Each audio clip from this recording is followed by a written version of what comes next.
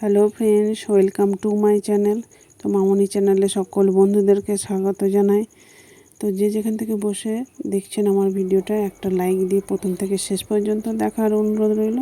মটর ডাল এখানে 200 গ্রাম আগে থেকে ভিজিয়ে রেখে দিয়েছিলাম। করলা একটা ছোটো ছোটো করে কেটে লবণ ও হলুদ মাখিয়ে রেখে দিয়েছিলাম। এরপর তেলের মধ্যে দিয়ে দেখুন ভেজে নেবেন। এরপর এগুলোকে তুলে নেব।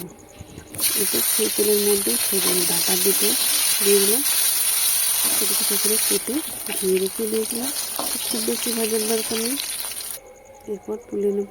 মটর ডালটা দেখুন একটা প্রেশার কুকারে দিয়ে দিয়েছি। এরপর ভেজে রাখা করলা, সজনের ডাঁটা, একটা আমি ছোটো সাইজের আলু ও একটু লাউ কুচিয়ে রেখেছিলাম, দুটো সিটি দিয়ে নামিয়ে নিলাম।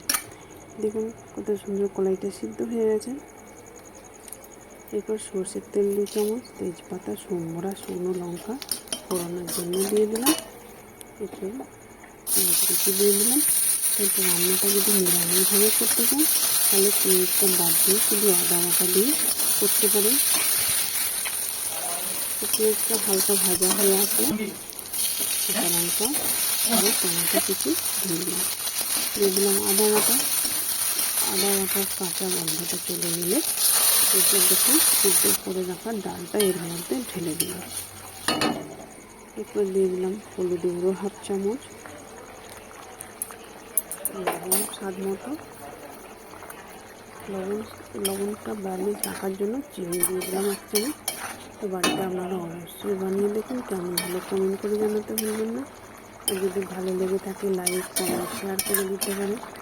আর যারা আমার ফেসবুক পেজ থেকে দেখছেন পেজটা অবশ্যই ফলো করে দেওয়ার অনুরোধ রইল। আর যারা আমার ইউটিউব চ্যানেলে নতুন বন্ধু আছেন একটা সাবস্ক্রাইব করে পাশে থাকবেন। আর পাশে থাকা বেল আইকনটি প্রেস করে অল করে রাখতে পারেন, তাহলে আমার রেসিপি ছাড়ার সাথে সাথে সবার আগে আপনার কাছে পৌঁছে যাবে। গরম ভাতের সাথে দারুণ লাগবে।